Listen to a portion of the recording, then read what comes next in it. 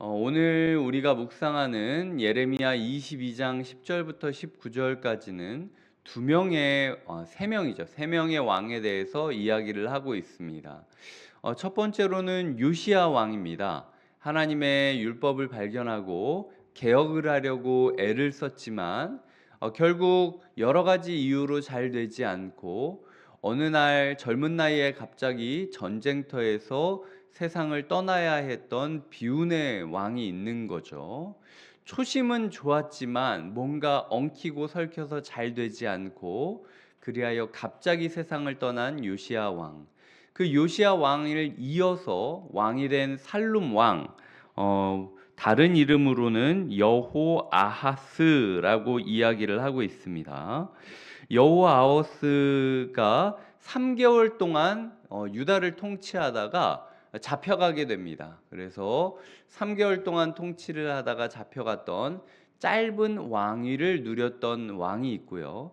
하지만 성경은 그 여호아하스가 3개월 동안 짧은 시간이었지만 아버지의 길을 이어가는 것이 아니라 아버지 이전의 선조들이 그랬듯 하나님을 거역하는 방식으로 삶을 이어갔다라고 평가를 하고 있습니다. 그리고 그 다음에 여호야김 왕이 등장하는데요.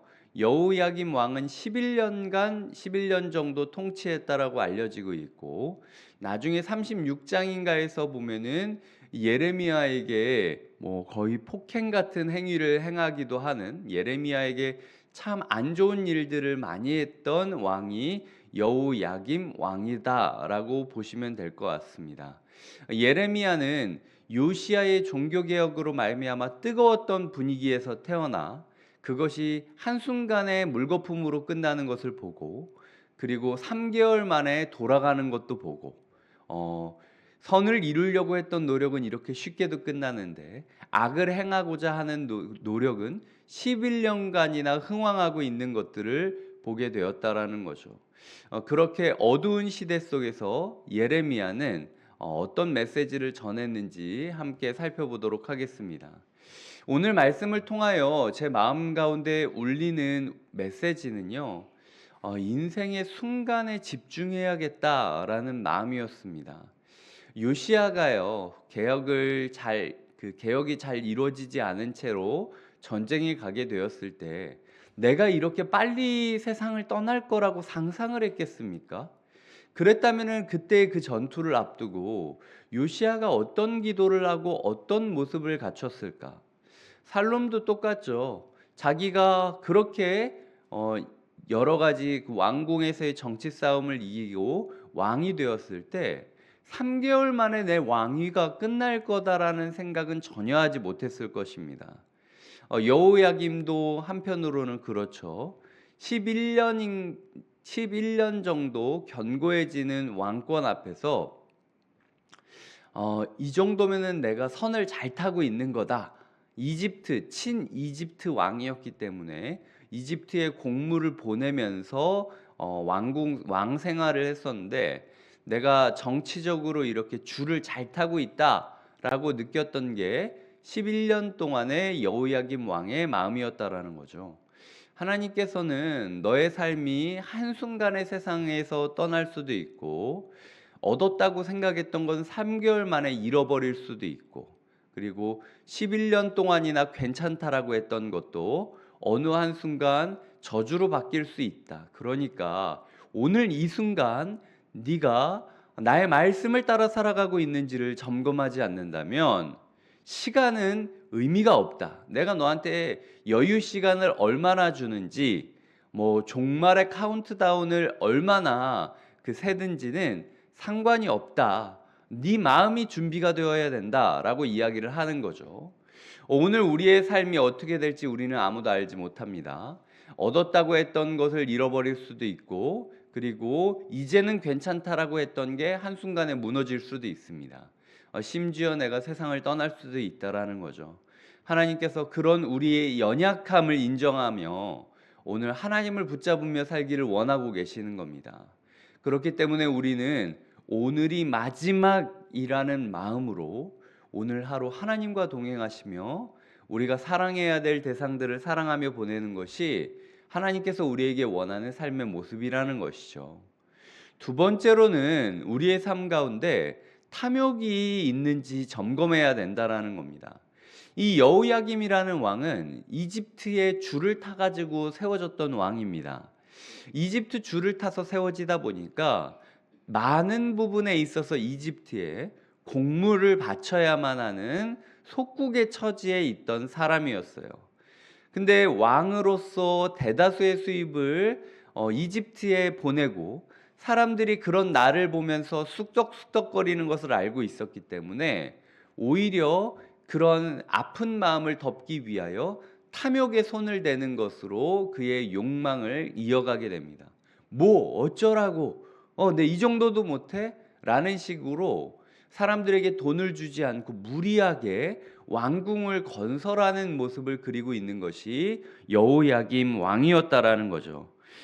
13절에 보면 불의로 집을 세우고 부정하게 다락방을 지으고 자기의 이웃을 고용하는데 품삯을 주지 않는 왕이었다라고 이야기를 하고요. 14절에 보면은 너를 위하여, 나를 위하여 큰 집과 넓은 다락방 왕궁을 지으리라 라고 이야기를 하고 자기를 위하여 창문을 만드는데 백향목, 가장 비싼 재료, 그리고 붉은빛, 가장 비싼 염료를 들여서 사치를 행했던 게 그의 삶이었다라는 거예요. 자기 마음에 트라우마나 아니면은 죄책감이나 부끄러움을 감추기 위하여 더 큰 탐욕으로, 더 큰 괴롭힘으로, 더 큰 욕망으로 달려가고 있는 게 여호야김 왕의 모습이었다라는 거죠.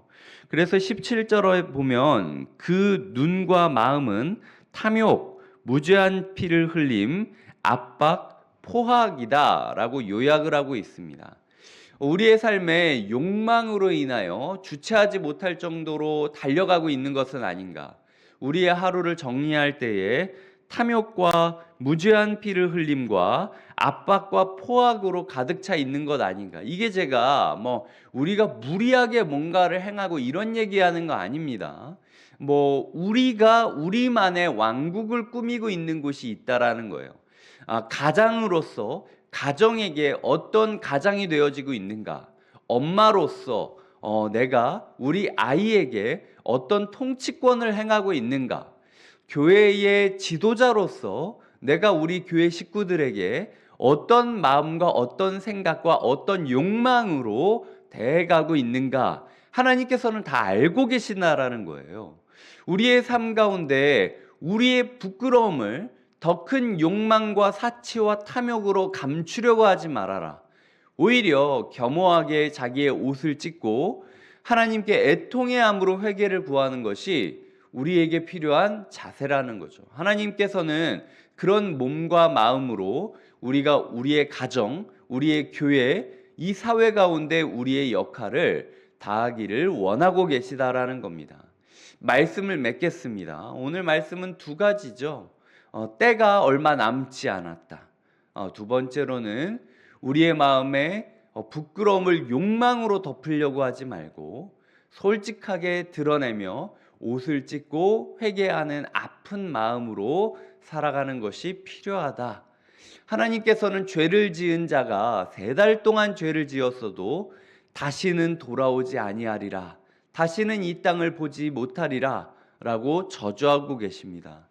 우리의 삶에 영원할 거라고 생각했던 가정, 그리고 나의 권리, 나의 권위가 3개월도 지나지 않아 와르르 무너질 수도 있음을 기억하며 하나님을 붙잡는 하루가 되시길 주님의 이름으로 부탁드립니다. 기도하시겠습니다. 하나님 아버지, 우리를 붙잡아 주시옵소서. 때가 얼마 남지 않았음을 기억하며 순간순간을 하나님이 원하는 삶으로 우리가 채워가게 하여 주시옵소서. 우리의 스트레스와 우리의 트라우마와 우리의 수치심을 더 큰 욕망으로 덮으려고 하는 것이 아니라 하나님, 옷을 찢고 회개하고 겸허히 하나님께 나아가는 진실함으로 하나님 오늘 하루를 채워가게 하여 주시옵소서. 감사하고 예수님의 이름으로 기도드립니다. 아멘.